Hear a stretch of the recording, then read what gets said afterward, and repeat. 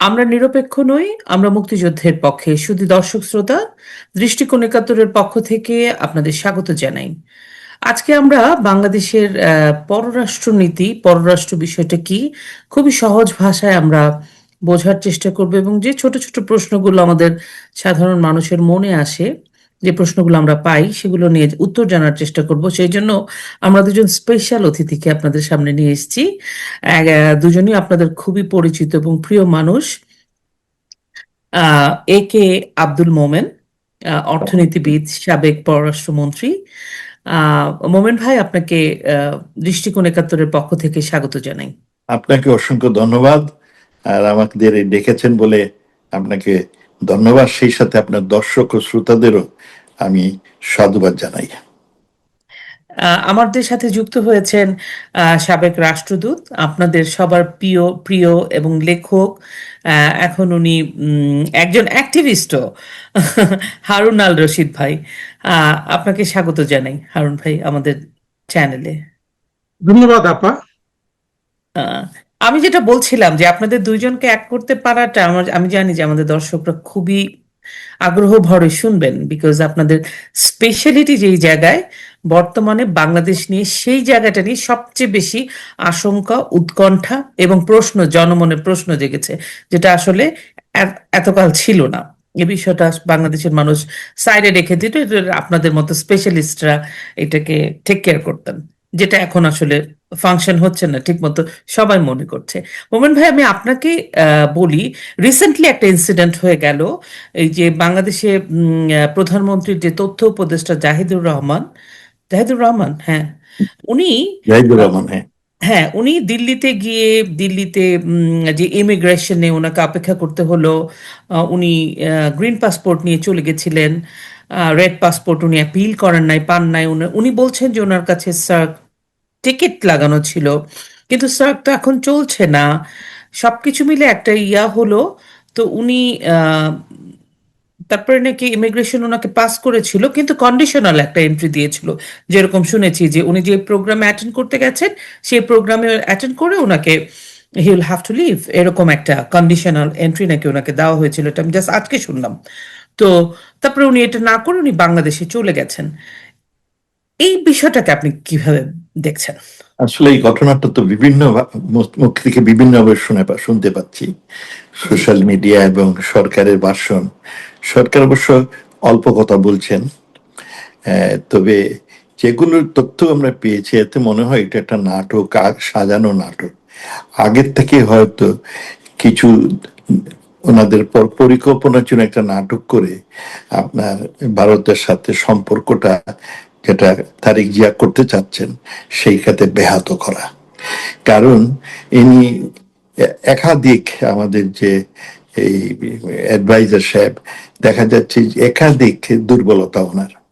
প্রথমত তিনি একজন আপনার সরকারের উচ্চপদস্থ একজন প্রতিমন্ত্রী মর্যাদার লোক, একটা ইন্টারন্যাশনাল কনফারেন্সে যাচ্ছেন, যে অশেন কনফারেন্সে, যেটা বাংলাদেশের নেতৃত্ব দিয়েছে অনেকদিন, এবং এইটা আমাদের 21টা দেশের একটা সংস্থা। সেখানে যারা যাবেন তারা নিশ্চয়ই সরকারের অত্যন্ত গুরুত্বপূর্ণ লোক।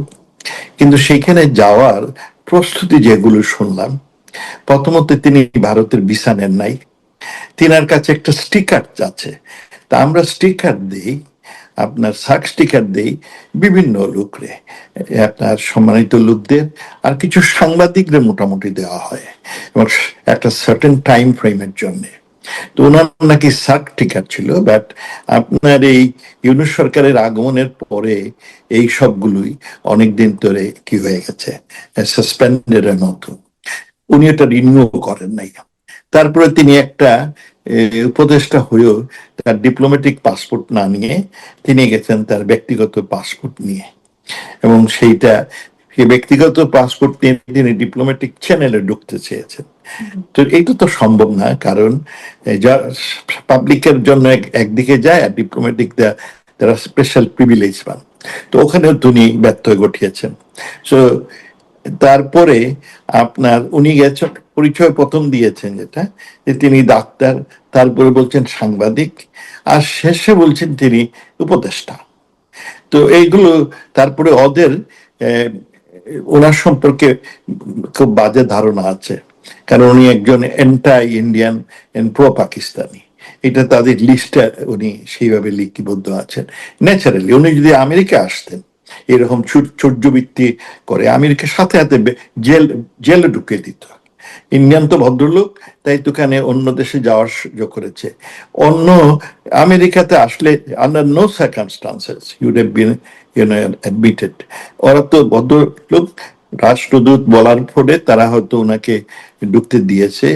আর এই প্রধানমন্ত্রী তিনি এই উপদেষ্টা সেই সব একাধিক কারণে, কিন্তু তিনি একটা বেইজ্জতি করেছেন, দেশের জন্য বেইজ্জতি করেছেন, দেশের জন্য বদনাম নিয়ে আসছেন। এবং এই তারিক জিয়া ভারতের সাথে সুসম্পর্ক করার যে উদ্যোগ নিয়েছেন, সেই ক্ষেত্রে উনি ওই ওই প্রচেষ্টাকে নষ্ট করেছেন। সেই জন্যে ওনার শাস্তি হওয়া উচিত। প্রথমত আপনার সরকারের উচ্চপদস্থ লোক হয়ে আইনের লঙ্ঘন, দ্বিতীয়ত দেশের বদনাম, আর তৃতীয়ত এই নাটক করার জন্য তার অবশ্যই শাস্তি হওয়া উচিত। অনেক ধন্যবাদ ভাই, আসবো আপনার কাছে। মোমেন ভাই, আহ আর আজকে আমি ওনার অনেকগুলো বিবৃতি বিভিন্ন সংবাদ মাধ্যমে দেখছিলাম। উনি এক জায়গায় বলেছেন যে একটু নমনীয়, যে আবার যদি যেটা হয় সেটা হয়নি, আমার আমার সম্মান খোয়া গেলে বাংলাদেশের সম্মান খোয়া যাবে। এবং উনি এটাও বলেছেন যে এটা শেখ হাসিনার সরকার নয়, এটা জনগণের ম্যান্ডেট নেওয়া সরকার, এ ধরনের আচরণ এই সরকারের সাথে হওয়া উচিত নয়, এরকম কথা বলেছেন। ওনার একটা ভ্রান্ত ধারণা। শেখ জি। হাসিনার সরকার ছিল জনগণের সরকার, জনগণের ভোটে নির্বাচিত সরকার। আর ওনাদের যে নির্বাচনটা হয়েছে, হ্যাঁ উনি তো নির্বাচিত লোক না, নাম্বার ওয়ান। ওনার যে নির্বাচিত সরকার হয়েছে তা একটা কন্ট্রোভার্সিয়াল, একটা একপেশি নির্বাচন, পাতানো নির্বাচন, যেখানে দেশের বৃহত্তর দল আপনার পার্টিসিপেট করতে। এটা কি গণতন্ত্র? এইটা গণতন্ত্রের সংজ্ঞায় কোনোভাবে পড়ে না। এইটা হয় একটি ডক্ট্রিনেটেড ডক্টরেট ইলেকশন, একটা পাতানো নির্বাচন। এইটা জনগণের সরকার না। তিনি এই গলাবাজি করে তো লাভ নাই।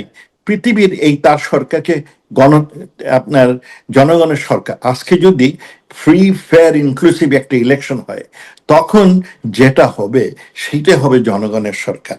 আমি তাই সরকারকে বলবো, উনি যদি দাবি করতে চান জনগণের সরকার, তাহলে আমি চ্যালেঞ্জ দেই যে আজকে তিনি বাংলাদেশে ইতিমধ্যেই আরেকটি নির্বাচন করেন, যেটা ফ্রি ফেয়ার অ্যান্ড ইনক্লুসিভ হবে।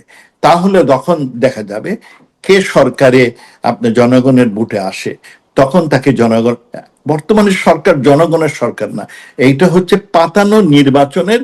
আর ইউনূস সরকারই একটা, এই যে কি বলবো, ইউনূস সরকারেরই একটা এক্সটেনশন। পাতানো এক্সটেনশন। এক্সটেনশন। আমি আসবো এক্সটেনশন আপনার কাছে, আমি আসবো আপনার কাছে মোমেন ভাই। আমি একটু হারুন ভাইয়ের কাছ থেকে শুনে নেই। মোমেন ভাই তো বললেন এটা পাতানো নির্বাচন, কিন্তু এই যে একটু মনে হলো যেন আজকের বিবৃতিতে একটু মনে হলো যেন নমনীয়, বললো যে আবারও যদি হয় আবারও আমি ভারতে যাব। তাতে কি মনে হয় যে একটু ব্যাকফুটে চলে গেল বাংলাদেশে, বা ওনাদের কি আসলে কি হলো? এবং আপনার কি মনে হয়? আচ্ছা আপা, ঠিক আছে। এই স্যারের সাথে আসলে দ্বিমত কি করব, কিছু যোগ করতে পারি। জি, একটু। তবে যেহেতু স্যারের সাথে বসলাম, স্যার সম্পর্কে দু একটা কথা বলি। হ্যাঁ, হ্যাঁ, প্লিজ। যেটা স্যারকে আগেও বলেছি, যে আমাদের এই স্যার হলেন, উনি উনি তো আপনার সাথে আরো একটা অনুষ্ঠান করেছেন, ওইটা আমি আমার দেখেছি। সাথে অনেকগুলো অনুষ্ঠান হয়েছে না? আমি একটা দেখেছি, যেটা হ্যাঁ, ওই যে হ্যাঁ। খলিল সাহেব সম্পর্কে হ্যাঁ, স্যার লাস্ট কথা টাইম, হ্যাঁ, বলেছেন। যেটা হলো। যেটা আসলে মানুষ জানে না, আমাদের তো অনেক পিআর ছিল জাতিসংঘে, একটার পর জি। একটা এখনো আছে। স্যার কিন্তু মানে আমাদের সফল দুইজন পিআর, অর্থাৎ জাতিসংঘে যারা রাষ্ট্রদূত, তাদের মধ্যে একজনের নাম হলো আনোয়ারুল করিম চৌধুরী, অনেক আগের। ওই যে স্যার তো লন্ডন, চিনেন না, উনি এখন বোধহয়, স্যার কোথায় আছেন? নিউ ইয়র্কে আনোয়ারুল, আছে। নিউ ইয়র্কে। নিউ ইয়র্কে তারপরে আছেন। অনেক পিআর এর পরে আমাদের সবচেয়ে সকল পিআর ছিলেন এই আব্দুল মোমেন স্যার।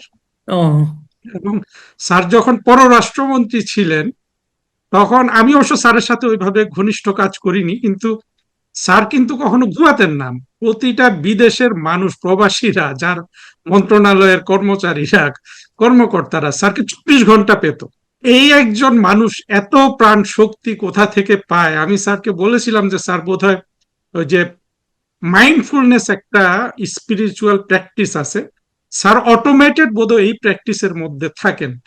দেখেন এই বয়সেও আমাদের আওয়ামী লীগ সরকার পড়ে যাওয়ার পরও কিন্তু স্যারকেই কিন্তু আমরা সবচেয়ে বেশি দেখি আর কি বিভিন্ন জায়গায় একদম। কথাবার্তা বলতে। তো স্যারকে আর বেশি বললাম না, মানে এটুকু ইন্ট্রোডাকশন বোধহয় আমার দেয়াটা দরকার ছিল। তো সেখান থেকে শুরু করি। স্যার যেটা বললেন আমার মনে হয় যে তারেক রহমান ইন্ডিয়ার সাথে সম্পর্ক উন্নত করতে চাচ্ছেন, এইটা কি আসলে ভিজিবল? আমার কাছে কিন্তু স্যার ভিজিবল হচ্ছে না।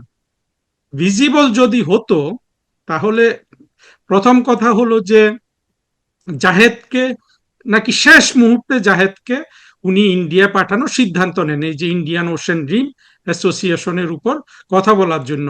স্যার বোধহয় আর একটু ভালো বলতে পারবেন, এই যে ইন্ডিয়ান ওশেন রিম অ্যাসোসিয়েশনের যে সংস্থাটা, এইটাতেও কিন্তু বাংলাদেশ মেম্বারশিপ হয়েছে শেখ হাসিনার উদ্যোগে, খুব সম্ভবত 1999, 2000, 2001 সাল ওই ওই দিকটায়।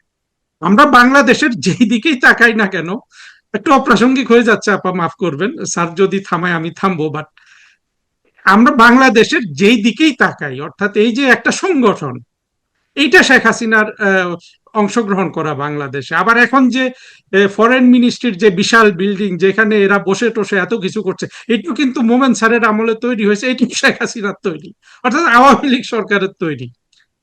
তো সেখানে তারেক রহমান যদি ইন্ডিয়ার সাথে সম্পর্ক সত্যি সত্যি উন্নত করতে চায়, তাহলে তো অন্তত জাহেদকে ইন্ডিয়াতে পাঠানোর কথা না।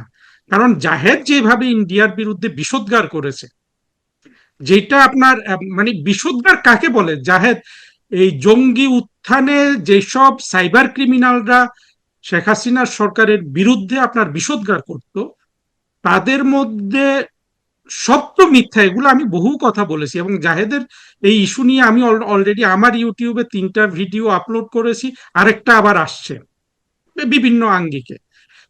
এখন জাহেদ যেইভাবে বিষোদ্গার করতো ইন্ডিয়ার বিরুদ্ধে, এবং কোন সত্যতা নাই আর কি, আপনার এত বিষাক্ত কথা এই জাহেদ ছেলেটা বলতে পারে, এটা অভাবনীয়। আপনার এই পিনাকি, ইলিয়াস ওদের দর্শক বেশি, কিন্তু ওদের কথা চেয়েও কিন্তু জাহেদের কথা ছিল বেশি বিষাক্ত। এমন একটা আপনার ছেলেকে যখন তারেক রহমান ইন্ডিয়াতে পাঠাচ্ছেন, এইটা তো ঠিক স্যার আমার কাছে মনে হয় না যে ওয়েল ইন্টেনশন তারেক রহমানের প্রকাশ পেয়েছে এতে। তারপরে যা যা নাটক হয়েছে তো আমরা জানি। আপনার যেটা প্রশ্ন ছিল যে এখন একটু ব্যাকফুটে গেছে কিনা, এসেও সে যেভাবে কথা বলছে, এটা তো দেখে মনে হচ্ছে ইউনুসেরই একটা এক্সটেনশন। সে বলছে মানে যে শেখ হাসিনার গভর্নমেন্ট না, স্যার যেটা বললেন।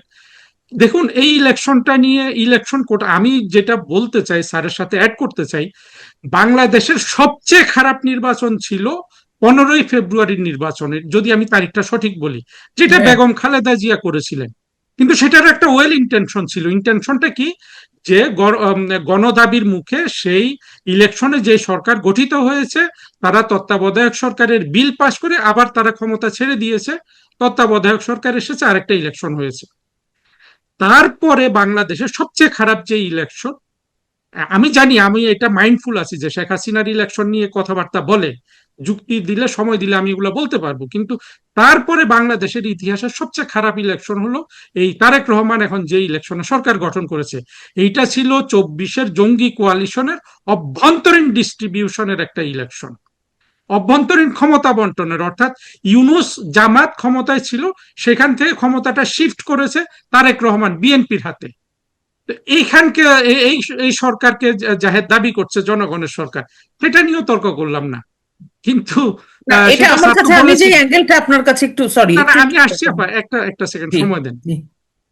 এখন ব্যাকফুটে গেছে কিনা, কিন্তু জাহেদের এই জিনিসটাকে কয়েকটা দৃষ্টিভঙ্গি থেকে দেখা যায়। এক হলো আম, জাহেদ না বুঝে এরকম 2 ঘন্টা কিন্তু কোন এয়ারপোর্টে দেরি হতেই পারে। আমি কালকে এক জায়গায় বলেছি 6 ঘন্টা দেরি হলেও জাহেদ কিন্তু যুক্তরাষ্ট্রে ঢুকে যেত। ইন্ডিয়া দেখে সে মাতব্বরি করেছে। আবার স্যার তো বললেন যে যুক্তরাষ্ট্রে হলে ওকে তো অ্যারেস্ট করে জেলে দিয়ে দিত।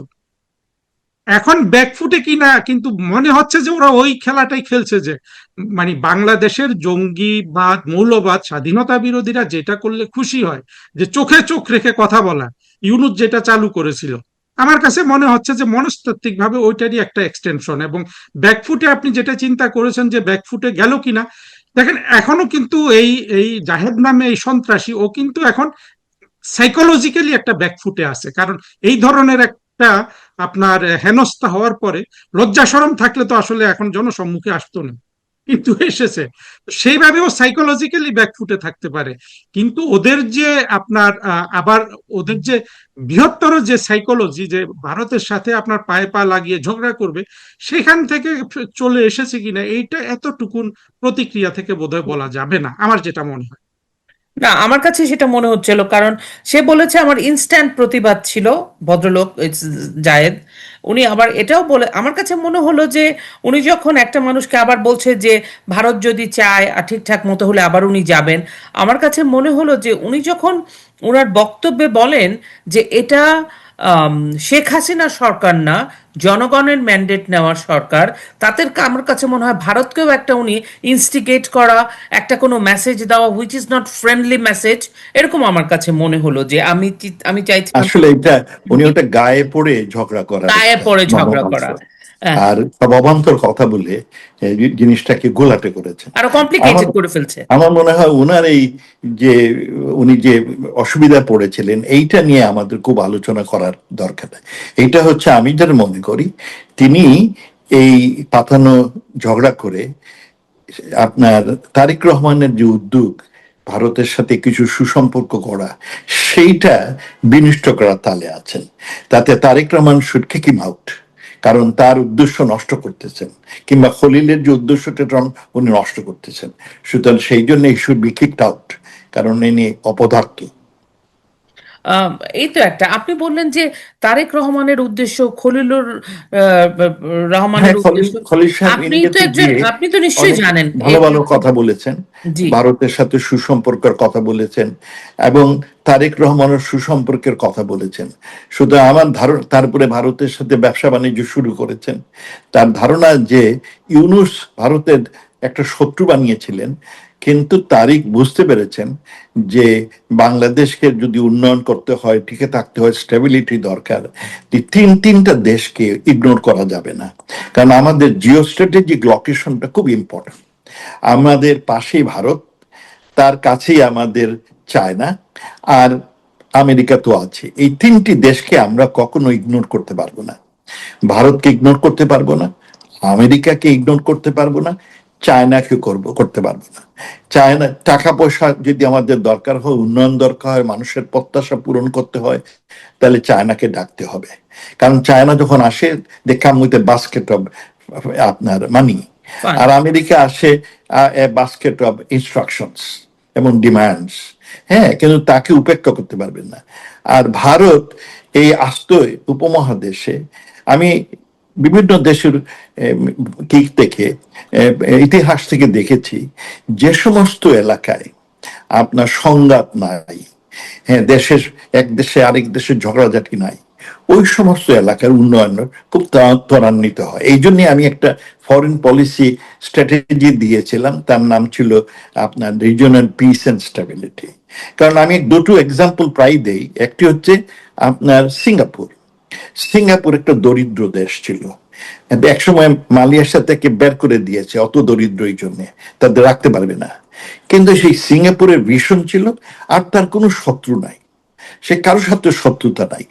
তার ফলে সিঙ্গাপুর ইজ নাও এশিয়ার মধ্যে সবচেয়ে আপনার উন্নত জাতি।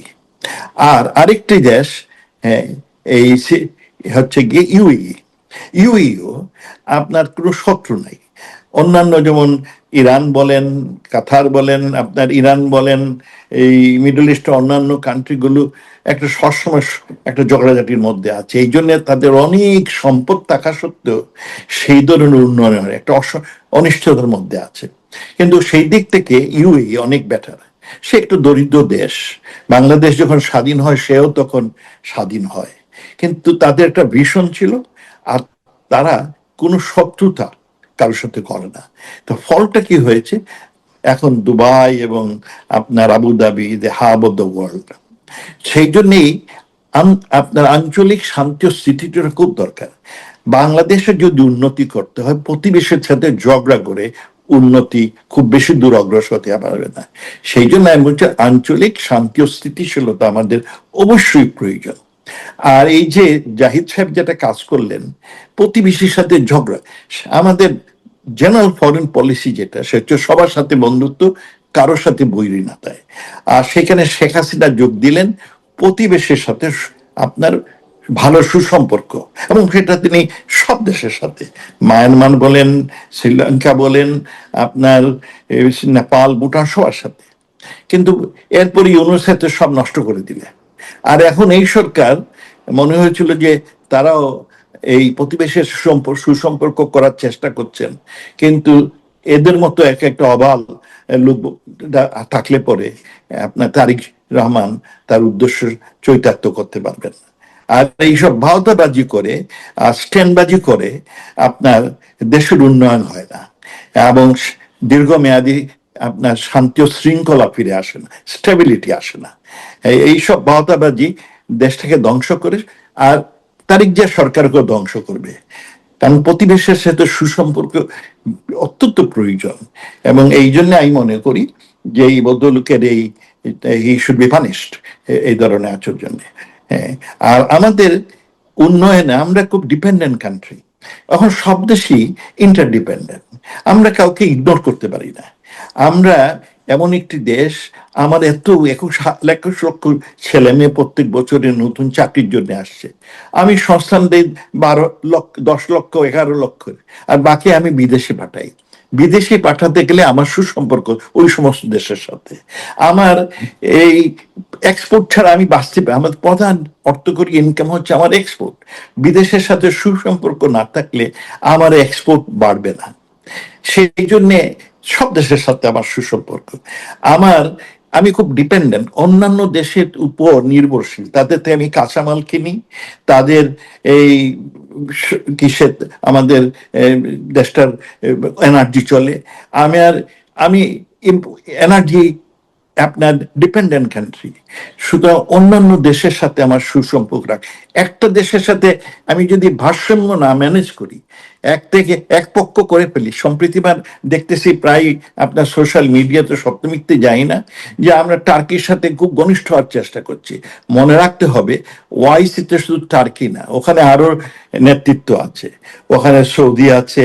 একটার সাথে বেশি ঘেঁষাঘেঁষি করলে অন্য খেপে যেতে পারে। হ্যাঁ, সুতরাং এইগুলো মাথায় রাখতে হবে। এই যে একটা ম্যাক্রো আপনার আন্ডারস্ট্যান্ডিংটা না হলে আপনার দেশ অসুবিধা হবে।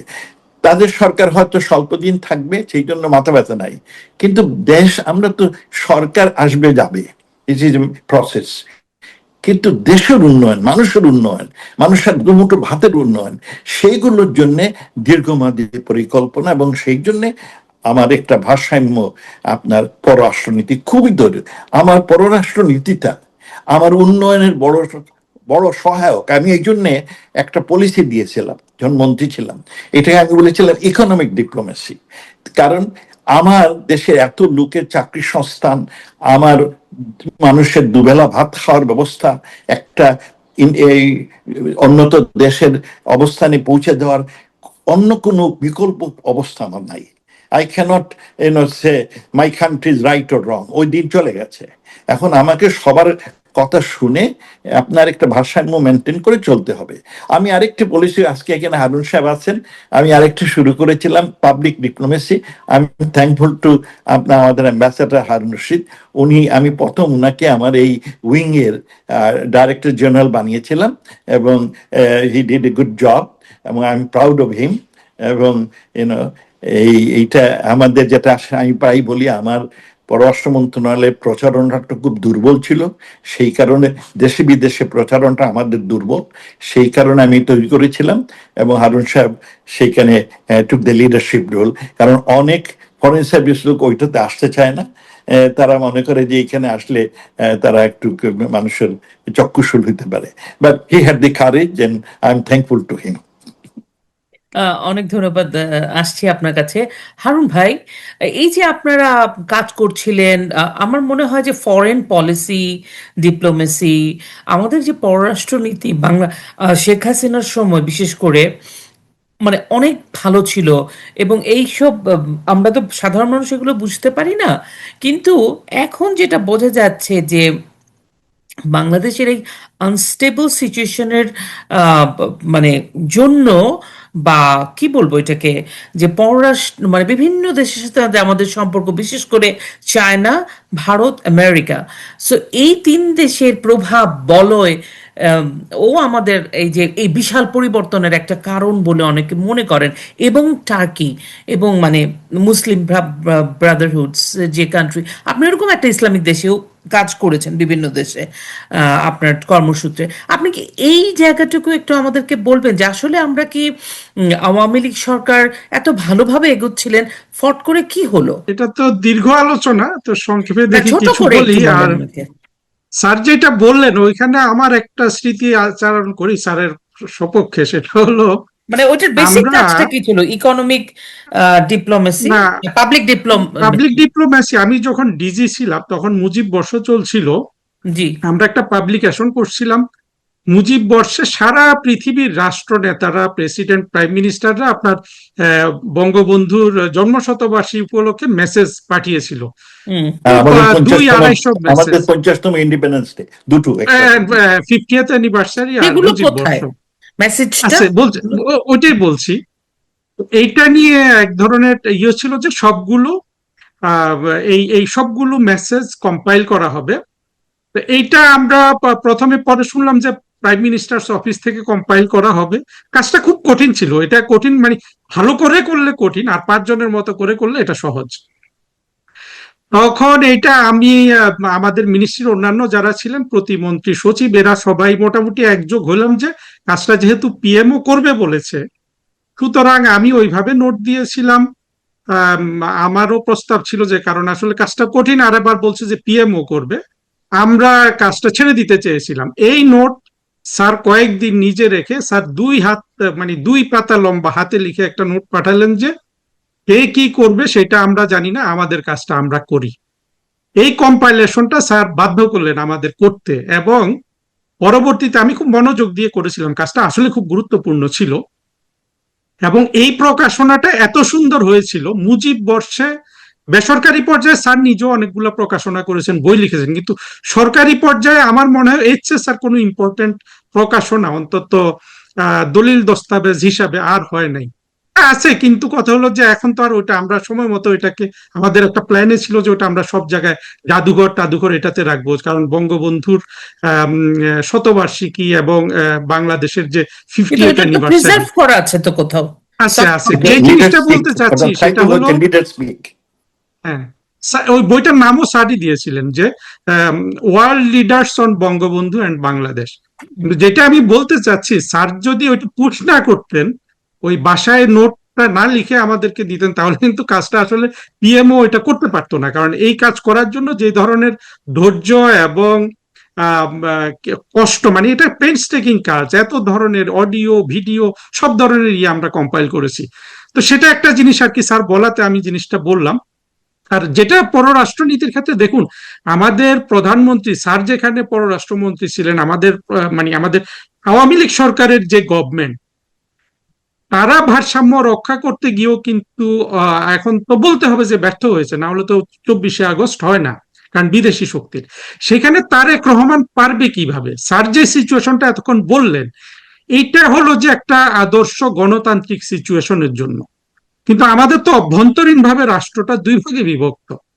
এক ভাগ পুরোপুরি চায় বাংলাদেশ পাকিস্তান হয়ে যাক, এবং ওদের পুরো রাজনৈতিক কর্মকাণ্ড, জাহেদ যেটার অংশীদার, কিংবা ধরেন 24শে যে জঙ্গি উত্থানটা হলো, এদের মূল উদ্দেশ্য হলো যে এখনো এখনো এখনো 1971 সালে যে পাকিস্তান পরাজিত হয়েছিল, সেই পরাজয়ের ঠিক প্রতিশোধ নেয়া। এই প্রতিশোধটা ওরা নিতে যায় ভারতের উপর। কারণ হলো ভারত 1971 সালে আমাদের মুক্তিযুদ্ধে সহযোগী ছিল, সহায়তা করেছিল।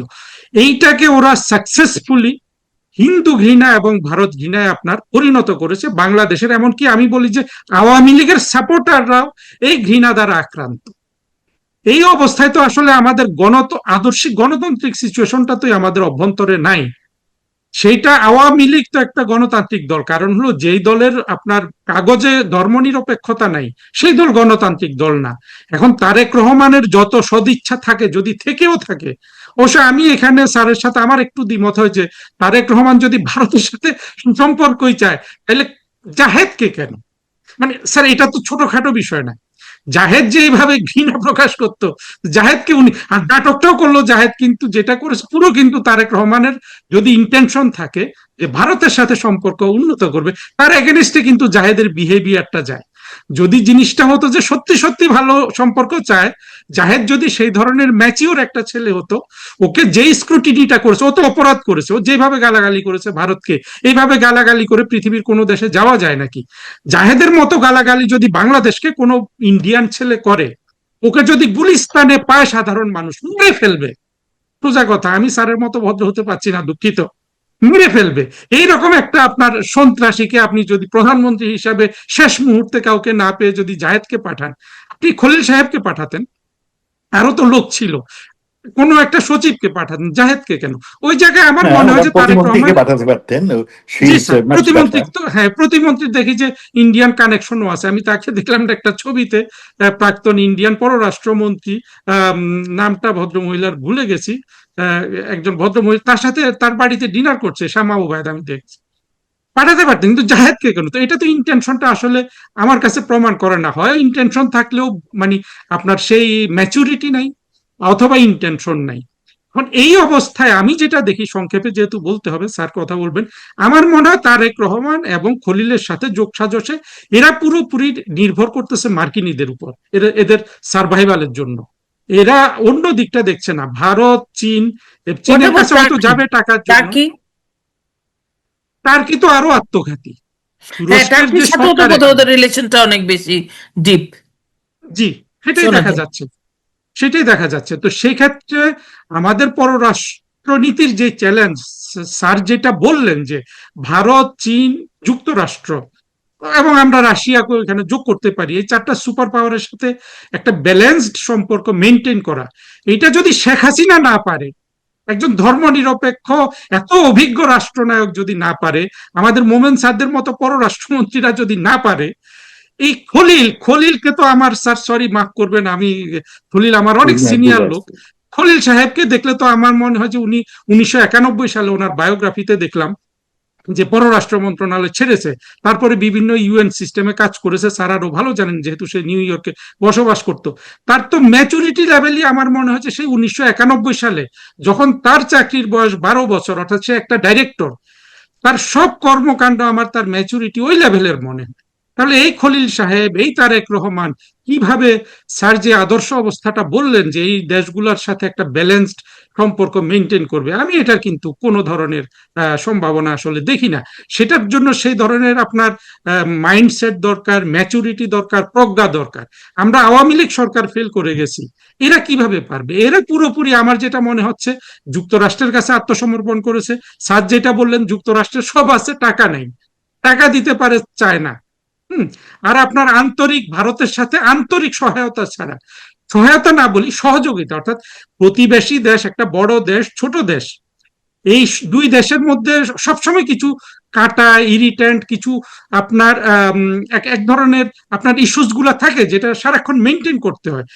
শুধু সেইটা আমরা আওয়ামী লীগের সরকার মেনটেন করতে বলে বাংলাদেশের মৌলবাদীরা বলেছে যে ভারতের কাছে শেখ হাসিনা দেশই বিক্রি করে দিয়েছে, তাই না?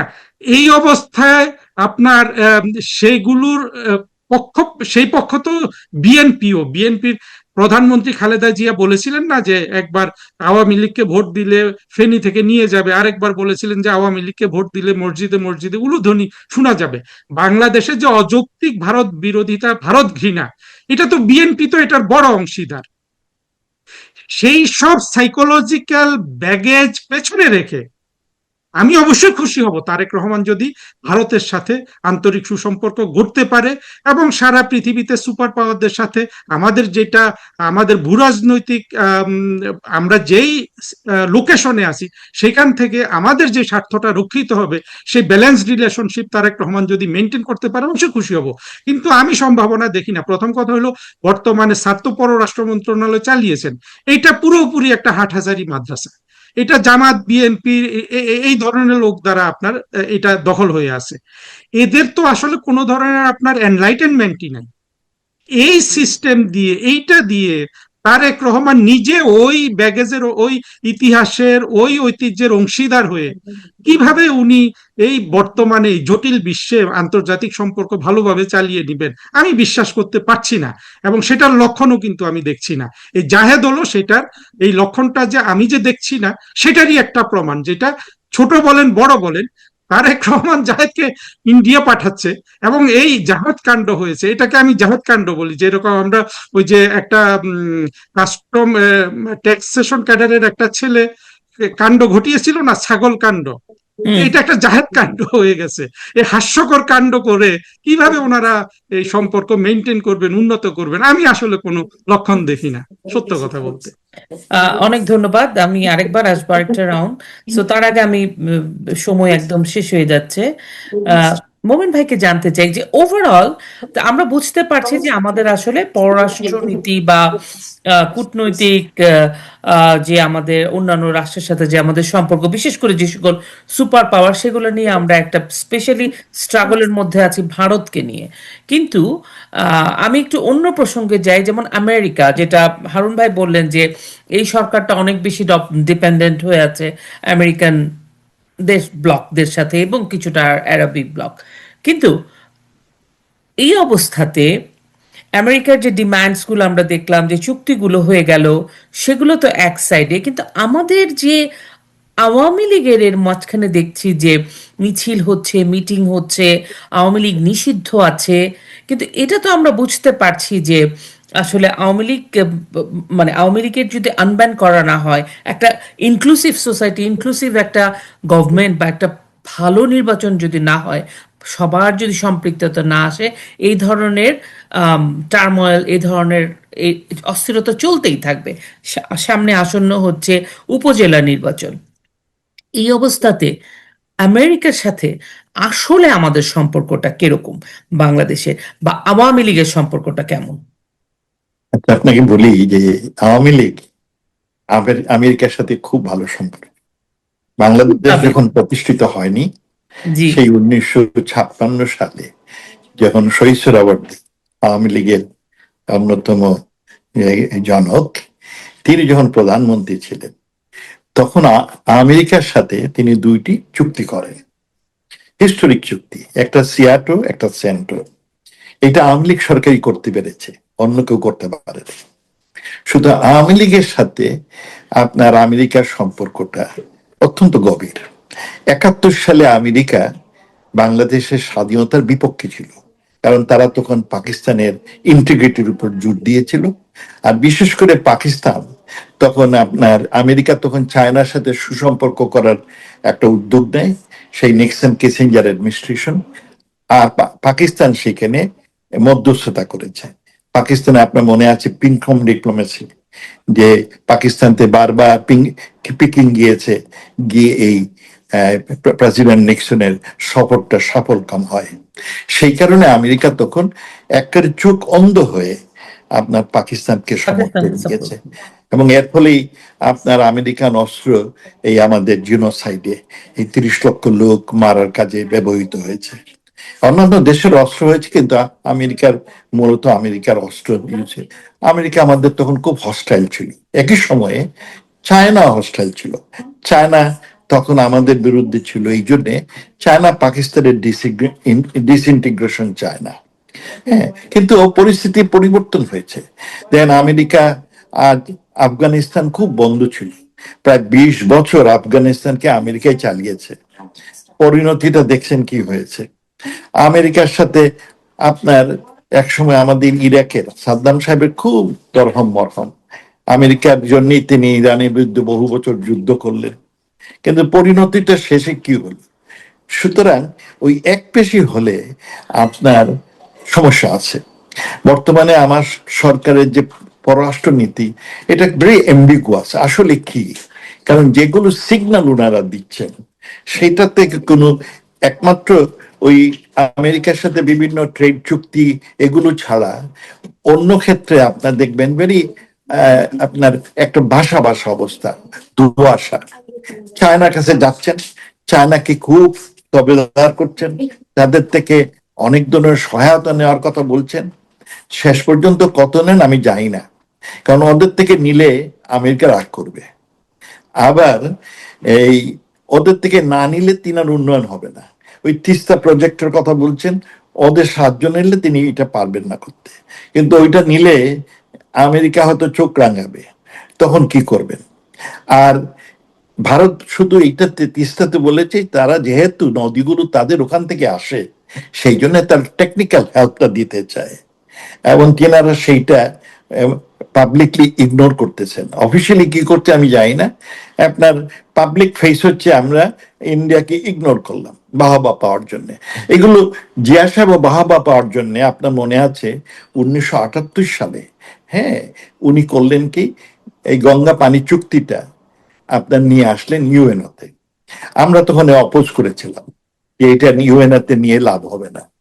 উনি নিয়ে আসলেন, তারপর ইউএনএ এই গঙ্গার আপনার পানি চুক্তি নিয়ে কোনো আলোচনাই তিনারা আয়োজন করতে পারেননি, কারণ ইন্ডিয়া এটা অপোজ করে।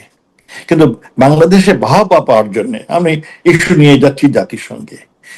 1996 সালে শেখ হাসিনার সরকার আসার পরে সেই গঙ্গা পানি চুক্তি বিষয়টি ইউএন থেকে উইথড্র হয়, আর ইন্ডিয়ার সাথে শেখ হাসিনা সুসম্পর্ক তৈরি করে আল্লাহর মেহেরবান সেই 30 বছর মেয়াদি গঙ্গা পানি চুক্তিটা হয়।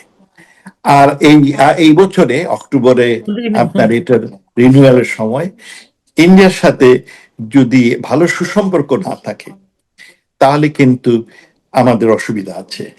আমি আপনাদের বলি, যখন এসডিজি তৈরি হয়, আমরা তখন যে সমস্ত নদী, আমার 54টা নদী আসে ইন্ডিয়া থেকে, হ্যাঁ, আমরা তখন এই transboundary management of river resources এইটা নিয়ে খুব দর কষাকষি করি। ইন্ডিয়া ওটাতে বাধা দেয়, কিন্তু দানিউব টানিউব নদীগুলো, নীল নদ, দানিউব নদী, এইগুলো ট্রান্সবাউন্ডারি ম্যানেজমেন্ট খুব সুন্দর হয়। তা আমরা সেগুলো উদাহরণ দিয়ে আপনার জাতিসংঘে আমরা এগুলো তুলে ধরি। ইন্ডিয়া প্রথম বাধা দেয়, কিন্তু পরে বিভিন্ন দেশকে আমরা সাথে নিয়ে এই ইন্ডিয়াকে কনভিন্স করি, তখন তারা রাজি হয় যে অত্র অববাহিকা এলাকায় সকল জনগণের মঙ্গলের জন্য ভারত, বাংলাদেশ এই ইন্ডো যেগুলো ট্রান্সবাউন্ডারি ম্যানেজমেন্ট এই রিভার গুলো আমরা একসাথে করবো, তারা রাজি হয়। ইট ওয়াজ নট ইজি। না, আপনি যদি একতরফা করতে চান তাহলে কিন্তু সেখানে আটকে যাবেন। না মনে আমার হয় ভয় হয় জি আটকে গেলে আমার উন্নয়নটা স্থগিত হবে, আমার কৃষি ধ্বংস হয়ে যাবে। আমার বড় সম্পদ হচ্ছে কৃষি, আমার কৃষিটা ধ্বংস হয়ে গেলে আমি খুব মুশকিলে পড়বো। তো সেই জন্য আমার মনে হয় যে আমরা যে শেখ হাসিনা সরকার যে ব্যালেন্স ফরেন পলিসি করেছিলেন, এইটা দেশের জন্য, দেশের ভবিষ্যতের জন্য, জনগণের মঙ্গলের জন্য অতীব প্রয়োজন। আর না এটা তো ঠিক আছে মোহন একপাশে ভাই। হয়ে গেলে তখন আপনার দেশে কোথায় রসাতলে যাবে। না এখন এটা যেটা এটা এটা তো একটা, যে আপনি যেটা বললেন, কিন্তু ফার্স্ট দেশটা তো স্টেবল হতে হবে। এখন আপনি বললেন যে স্টেবল হবে না বাংলাদেশের সাথে until and unless you have a balance foreign policy. আর দেশের জনগণকে আপনি ইগনোর করে আপনি স্টেবিলিটি আনতে পারবেন না। দেখেন দেশে আজকে এখন এই যে গভর্নমেন্ট অফ ফিয়ার, মানুষ ভয়ে আছে, আতঙ্কে আছে, কোন লোকের কোনো জীবনের নিশ্চয়তা নাই। এটা কতদিন চলবে? আর এর ফলে অর্থনীতি রসাতলে। কোথায় অর্থনীতি? আমরা 8% জিডিপি অর্জন করেছি, আমরা দুদিনের সময়ও 6.6%, 6.8% করেছি, আর এখন 3.3। আমার বহু লোক আজকে বেকার, মানুষ দেশে মানুষের আপনার পয়সার অভাব, সংসার চালাতে পারছে না। এগুলো কতদিন স্বল্পকালের জন্য সম্ভব, তো অনেক দিনের জন্য। এখন তো দেশটা রেখেছে আমার প্রবাসীরা, তারা রেমিটেন্সটা পাঠায়, ওইটা একটা বড় দেশের একটা বড় সম্পদ এখন। কিন্তু বাইরে লোক যাওয়া বন্ধ হয়ে যাচ্ছে, কমে গেছে। কমে গেলে কিন্তু আমার রেমিটেন্সও কমে যাবে। আর এইটা বাড়াতে হলে সবার সাথে সুসম্পর্ক। আপনি এক দেশকে ইগনোর করে আরেক এটা সম্ভব না। আর আমেরিকা আপনি তো লোক পাঠাতে পারবেন না, ওটা অত সহজ না। সুতরাং আমার মনে হয় আপনি টার্কির সাথে ভালো সম্পর্ক, টার্কি আপনার লোক অত নেবে না, কিন্তু টার্কির সাথে সুসম্পর্ক করেন, যদি সৌদি আরবকে ইগনোর করেন, তাহলে সৌদিতে আমার যে প্রায় 25 লক্ষ বাঙালি আছে, ওদের যদি বের করে দেয়, তা আমি কি করব? এইগুলো বিবেচনা করে সম্পর্কটা এমন ভাবে করতে হয়, ইন্টারন্যাশনাল রিলেশনশিপটা, যে কারোকে বৈরী ভাব সৃষ্টি না করে। কিন্তু বর্তমানে যে ভাবে আমরা চলছি, আমার ভয় হয় সরকারের কি অমঙ্গল হবে সেটা সেকেন্ডারি, দেশ দেশের অমঙ্গল এইটা নিয়ে আমি খুব চিন্তিত। এই জন্য আমি সরকারকে বলি যে আপনারা একটা ব্যালেন্স ফরেন পলিসি করেন, যে একটা স্বচ্ছ পলিসি করেন, যার মধ্যে আর এই ধরনের অবাল লোকজনকে দিয়ে আপনার গোল অর্জন সম্ভব না। এই অবাল লোকগুলো যেগুলো আপনার মন্ত্রিসভায় আছে বের করে দেন, তাহলে আপনি অনেক পাবলিক সাপোর্ট এবং সিম্পিতি অনেক বেশি পাবেন। অনেক ধন্যবাদ মোমেন ভাই। হারুন ভাই, যেটা মোমেন ভাই বললেন পুরোটাই বলে দিলেন। আমি জাস্ট একটা জিনিস জানতে চাই, মোমেন ভাই একটা কথা বললেন যে আমেরিকার সাথে আওয়ামী লীগের সম্পর্ক কখনোই অত খারাপ ছিল না, ভালোই ছিল, একটু আপস এন্ড ডাউন ছিল। ইভেন আমি শেখ হাসিনার কাহিনী বলি, এই আমেরিকার সাথে আমাদের 10টা বিভিন্ন ক্ষেত্রে অত্যন্ত সুসম্পর্ক। একটি ক্ষেত্রে আমরা যেটা, তবে আমি বাংলাদেশের যে সরকার পরিবর্তন হয়েছে, deep state is not America, it is a group of আপনার দুষ্ট লোক যারা বিভিন্ন দেশে এই ঝামেলাটা করে। হ্যাঁ, but it's not America itself. কিন্তু ইন্টেলিজেন্স কি ওটার সাথে নাই? একটার সাথে তো একটা ইন্টারলিঙ্ক হওয়ার কথা। এটা ওই ডিপ স্টেটের পয়সা আমেরিকার বহু কর্মচারীকে তারা তাদের ইনফ্লুয়েন্সে নিয়ে আসে। আচ্ছা, অনেক স্টেট ডিপার্টমেন্টের লোক তার হয়ে কাজ করে এবং ডিফেন্স লোক তার হয়ে কাজ করে, টাকা তাদের চালায়। But this is not the American policy as such, you see. তারা ডিস্টর্ট করে আমেরিকান পলিসি। তো এই জন্য আমি মনে করি যে আওয়ামী লীগের সাথে আমেরিকা, আর আওয়ামী লীগ আপনার বাংলাদেশে যদি দীর্ঘমেয়াদী আমেরিকার কোনো পরিকল্পনা থাকে, সেইটা সম্ভব হবে আওয়ামী লীগের সাথে সুসম্পর্ক। কারণ জামাত সাথে তাদের কোনো সম্পর্ক হতে পারে না, কারণ জামাত আওয়ামী লীগের ধ্বংস চায়। তারা চায় আওয়ামী লীগের মানে আমেরিকার ধ্বংস। যে দল আমেরিকার ধ্বংস চায়, তার সাথে আমেরিকার কিভাবে সম্পর্ক হতে পারে? আর বিএনপি হচ্ছে অপরচুনিস্ট, তারা স্বল্পকালের জন্য আমেরিকার সাথে সুসম্পর্ক করার চেষ্টা করবে নিজের স্বার্থে, কিন্তু সেই স্বার্থ তারা, আর যেগুলো সে প্রমিস করবে, প্রতিজ্ঞা করবে, আমি আমেরিকাকে আমি এই করব সেই করব, ওগুলো কোনোটাই মেনটেন করতে পারবে না। They can't B trustworthy. আর বিএনপির যারা বড় বড় নেতা, এরা সবাই কিন্তু চাইনিজ নেতা। তাদের আপনার শিক্ষা জীবনে তারা সবসময় প্রো চায়না ছিল, এখন তো তারা চাইনিজ গেসার। আর আপনার মনে আছে খালেদা জিয়া শুরু করলেন লুক ইস্ট পলিসি, এবং আমাদের দেশের ডিফেন্সের যে পারচেজ 75%, এটা খালেদা জিয়ার সরকারের শুরু, ডিফেন্সের পারচেজ ফ্রম চায়না, এটা খালেদা জিয়ার সময় আপনার শুরু হয়। আওয়ামী লীগ পরবর্তীতে ব্যালেন্স মেনটেন করেছে, কিন্তু ওই খালেদা জিয়ার সময়কে যে সিস্টেমটা চালু হয়েছিল, ওটা সহজে দূর হয় নাই। আসলে সুতরাং বিএনপিকে আমেরিকা কেন ট্রাস্ট, বিএনপিকে কেন ট্রাস্ট? যদি তারা দীর্ঘমেয়াদী কোনো সুসম্পর্ক আমাদের বাংলাদেশে স্টেবিলিটি আনতে চায়, তাহলে তাদের জন্য অনলি অপশন যে আওয়ামী লীগের সাথে সুসম্পর্ক। আর আওয়ামী লীগ আর আমেরিকার মধ্যে সম্পর্ক ভালো থাকায় একে অপরের কথাবার্তা খুব ট্রান্সপারেন্ট হয়। আমি যেটা চাই না, এটা আমরা বলে ফেলি আপফ্রন্টে, লুকোচুরি নাই। আমেরিকা শুড আন্ডারস্ট্যান্ড দিস, যে আওয়ামী লীগ লুকোচুরি করে না। আওয়ামী লীগ যেটা কমিটমেন্ট, আওয়ামী লীগ বলছে আমি তোমার অস্ত্র কিনবো না, আমার টাকা নাই, আমি প্রথম আমার টাকা দিয়ে আমার লোকের আমি দুবেলা ভাত খাওয়াবো। It is a straight forward Sheikh হাসিনার ডিসিশন। হ্যাঁ, আপনি তাতে ওনারা রাগ করেছেন, রাগের কোনো কারণ নেই। This are the reality, America should understand it. আমেরিকারও সেখানে গ্যাপ আছে। আমার মনে হয় এই গ্যাপ দূর করার জন্য প্রয়োজন আমেরিকা এবং আওয়ামী লীগের ডায়ালগটাকে জোরালো করা, এবং এইটা হলে পরে আমেরিকারও লাভ হবে এবং বাংলাদেশেরও লাভ হবে। অনেক ধন্যবাদ মোমেন ভাই। আপনি সময় দিয়েছেন। আমি একটু হারুন ভাইয়ের সাথে একটু শেষ কথাটা শুনে তারপর আমরা শেষ করে দিব।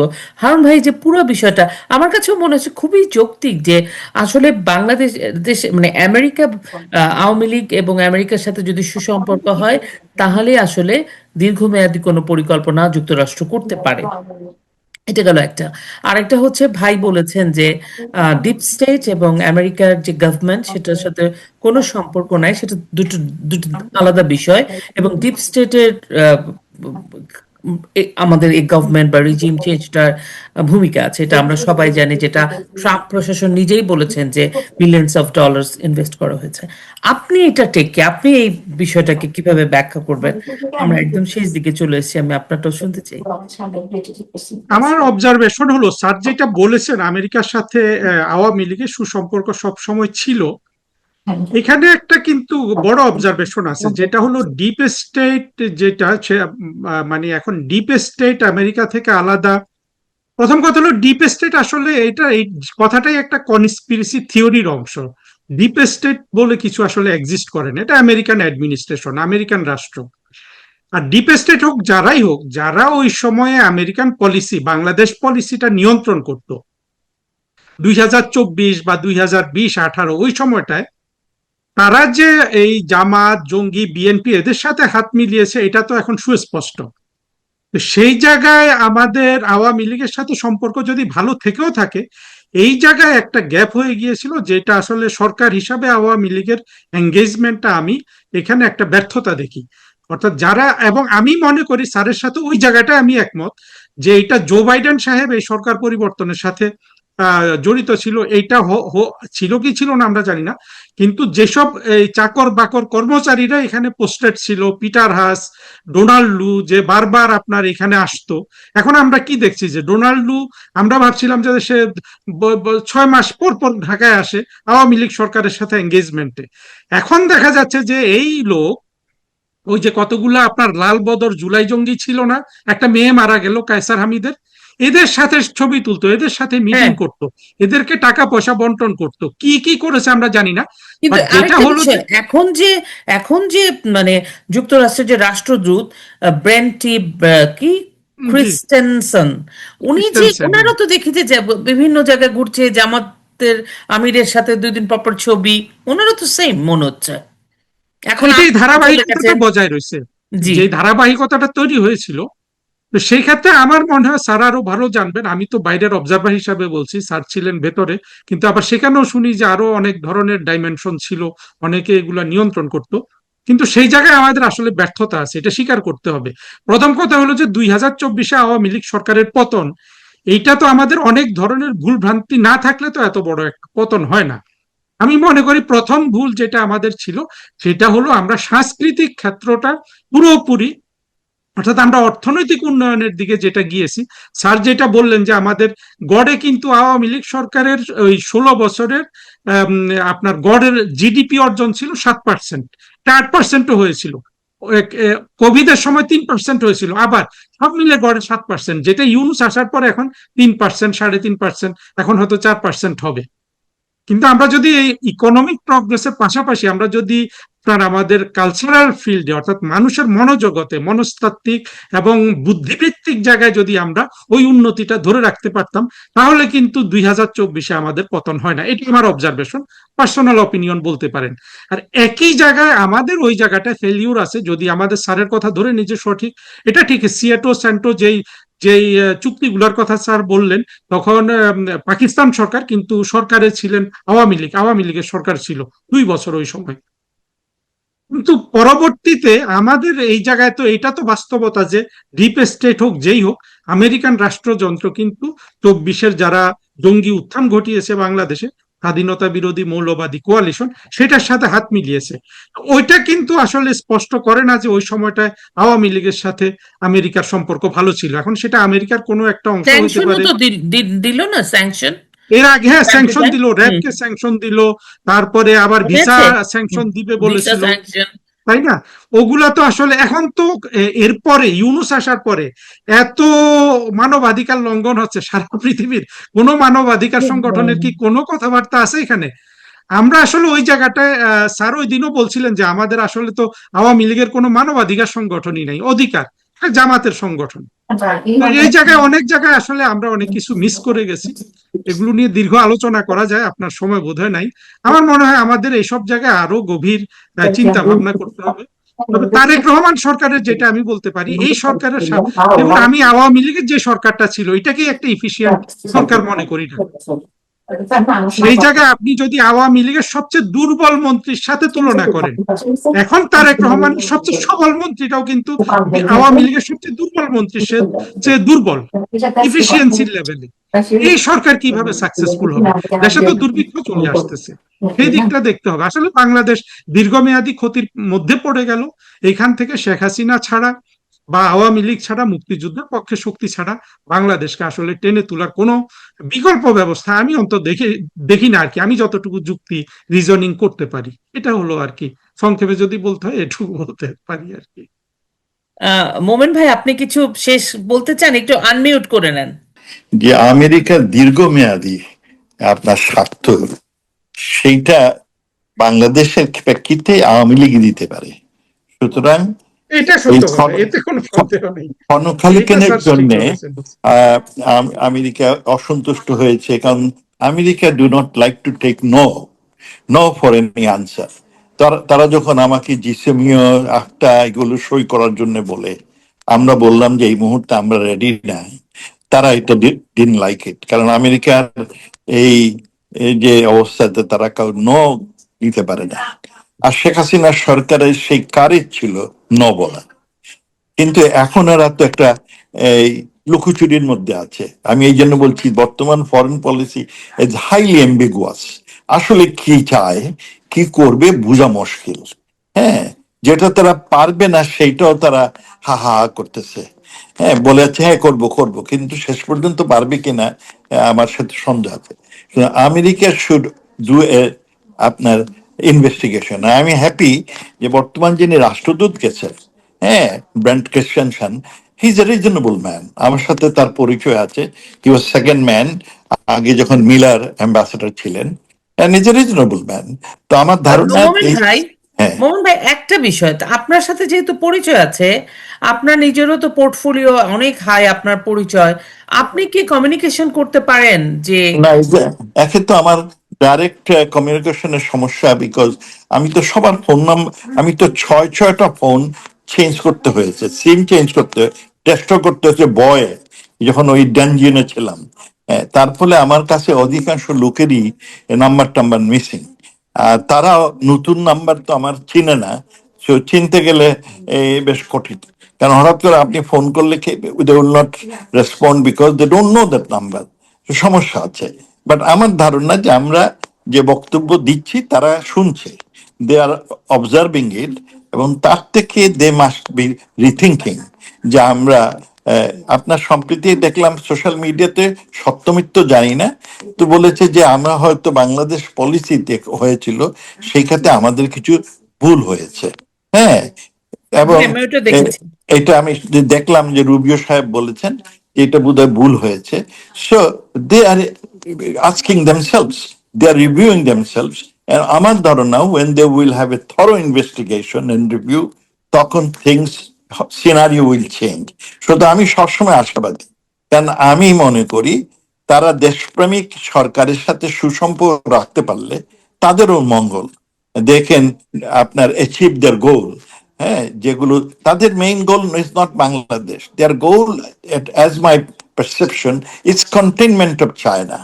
আর আমি আগেও আপনাদের বলেছি যে আওয়ামী লীগ সরকার যখন প্রেসিডেন্ট সিং চীন বাংলাদেশে আসলেন, তখন $37 বিলিয়ন এর একটা এগ্রিমেন্ট করেছিলেন, তিনি আমাদের ঋণ দিবেন।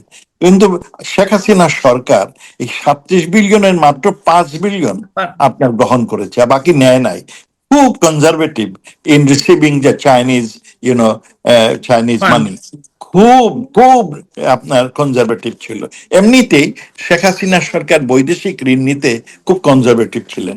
এই জন্য যখন আমাদের বিভিন্ন দেশ অসুবিধায় পড়ে, বাংলাদেশ সেই কোনো সময় অসুবিধায় পড়ে না, because we maintain a very conservative stand on foreign borrowing. যাই হোক, তা আমার বিশ্বাস যে আগামীতে আপনার বর্তমান যে অবস্থা, এখন বর্তমানের অবস্থা you don't know what is actually happen. এইটুকু সে জানি যে 100 দিনে 605 জন হত্যা হয়েছে, 100 দিনে 3,500 মহিলা। Highest in Bangladesh history for any government. The worst is Awami League আর একই সাথে আপনার আওয়ামী লীগের পিরিয়ডে আপনার 100 দিনে 40 জন হত্যা হয়েছিল, আর 605 জন। So you can just see, Awami লীগের সময় 122 জন মহিলা আপনার অত্যাচারিত হয়েছিলেন 100 দিনে, আর এখন হয়েছে 3500। So you can really understand, public has started realizing it. যত তাড়াতাড়ি পাবলিক এটা রিয়েলাইজ করবে, দেশের ততই মঙ্গল, এবং তখন আওয়ামী লীগ ঘুরে দাঁড়ানোর সময় আসবে। তা আমার বিশ্বাস যে বাংলাদেশ আওয়ামী লীগকে বিতাড়িত করে, বিভিন্ন টাকা পয়সার আপনার লেনদেনের কারণে বিতাড়িত করে নিজের পায়ে কুড়াল মেরেছে। আমাদের বাংলা ভাষা একটা জিনিস বলে, ভালো থাকলে ভূতে খিলায়, সুখে এই থাকলে সুখে ভূতে থাকতে কিলায়, ভূতে কিলায়, হ্যাঁ জি, সুখে থাকতে সুখে ভূতে থাকতে সুখে কিলায়। ভূতে থাকলে কিলায়। ভূতে খেলে আমাদের তাই হয়েছে। আর আমার দুঃখ হয় যে দেশ এখন যেটা আমাদের দরকার, এই খালে তারিক জিয়া থাকলেন না হমুক থাকলেন এইটা না, দেশকে বাঁচাতে হবে। এবং দেশকে বাঁচাতে হলে দেশের নীতিগুলো, পররাষ্ট্রনীতি বলেন, অর্থনীতি বলেন, সেইগুলো দেশের মঙ্গলের উপযোগী করে গড়ে তুলতে হবে। বাহবা দেওয়া, বাহবা নেওয়া, এইটা মুখ্য উচিত না। মুখ্য হওয়া উচিত দেশটাকে বা জনগণকে বা। আওয়ামী লীগ হলো জনগণের দল, আওয়ামী লীগ থাকলে জনগণের উন্নয়ন হয়, সেটা এখন একেবারে প্রমাণিত সত্য। সুতরাং জনগণই আওয়ামী লীগকে আবার ডেকে নিয়ে আসবে, কখন কবে আমি জানি না, বাট আমার ধারণা যতদিন মানুষের প্রত্যাশা থাকবে, আশা আকাঙ্ক্ষা থাকবে, অধিকার আদায়ের সংগ্রাম থাকবে, আওয়ামী লীগ টিকে থাকবে। অসংখ্য ধন্যবাদ। জয় বাংলা, জয় বঙ্গবন্ধু। অনেক ধন্যবাদ মোমেন ভাই। হারুন ভাই কিছু অ্যাড করতে চান? হারুন ভাই। না স্যার, স্যার যেটা বলেছে আসলে আরেকটা জিনিস আমার মনে হয়, যেই লোকগুলো আসলে ফরেন পলিসি চালিয়েছে, এই রুবিওর কথা স্যার বললেন, রুবিওকে আমার ব্রাইট মনে হয়, কিন্তু আগের লোকগুলা এই যে স্যার যার সাথে ডিল করতো, এই কি ব্লিংকেন, এই লোকগুলো কিন্তু আসলে কোনো মানে ব্লিংকেন স্যার। মেধাবী লোক না, জ্ঞানী লোক না, দূরদর্শী লোক না। ফলে যেটা হয়েছে, আমেরিকা রাষ্ট্র হিসাবে অনেক অর্থবান, ক্ষমতাবান, কিন্তু অনেক মিডিওকর লোক এটার রাষ্ট্রযন্ত্রে মাঝে মধ্যে প্রবেশ করে যায়। সেটাও হয়তো আমাদের জন্য একটা অসুবিধা ছিল আর কি আওয়ামী লীগের। তবে এটার স্যার যেটা বলেছেন ওটা কিন্তু 100%। আওয়ামী লীগকে অনবোর্ড না করে পৃথিবীর কোন রাষ্ট্র বাংলাদেশে কোন ধরনের আসলে লাস্টিং বা এন্ডিউরিং রিলেশনশিপ করতে পারবে না। সেটা বোঝার মতো ক্ষমতা যদি আমেরিকার না থাকে, সেটা আমেরিকার ব্যর্থতা। আমেরিকা যে একটা ফলিং সুপার পাওয়ার, সেটার একটা অংশ। এখানে আমাদের তো ক্ষতি হয়ে গেল রাষ্ট্র হিসাবে, কিন্তু আমরা আবার ঘুরে দাঁড়াবো। কিন্তু যেভাবে মৌলবাদ জঙ্গিবাদ আমাদের দেশটাকে ধ্বংস করে দিল, এই জায়গাটায় কিন্তু আমাদের যথেষ্ট ক্ষতি হয়ে গেল। এটা কিন্তু সময় লাগবে, এমনকি শেখ হাসিনা আসলেও কিন্তু কয়েক বছর সময় লাগবে এখান থেকে ঘুরে দাঁড়াতে। ধন্যবাদ আপনাকে স্যার, আপনাকেও ধন্যবাদ। আসসালামু অনেক আলাইকুম। ধন্যবাদ সুধী দর্শক। আমি আমি একদম নিশ্চিতভাবে বলতে পারি যে আজকের আলোচনা আপনাদের ভালো লাগবে, আমি শিওর। তারপরেও যদি কোনো প্রশ্ন থাকে আমাদের কমেন্ট বক্সে জানাবেন, তাহলে আমরা আমাদের এই দুইজন বিশেষজ্ঞর কাছে, বিশেষ করে পররাষ্ট্রনীতি নিয়ে ওনাদের যে এক্সপার্টিস আছে, বিশেষ করে মোমেন ভাই, আমি পৌঁছে দেব এবং উত্তর আনার চেষ্টা করব। আপনারা সবাই ভালো থাকবেন, নিজের দিকে খেয়াল রাখবেন। চলুন দেশকে ভালোবাসি। জয় বাংলা, জয় বঙ্গবন্ধু।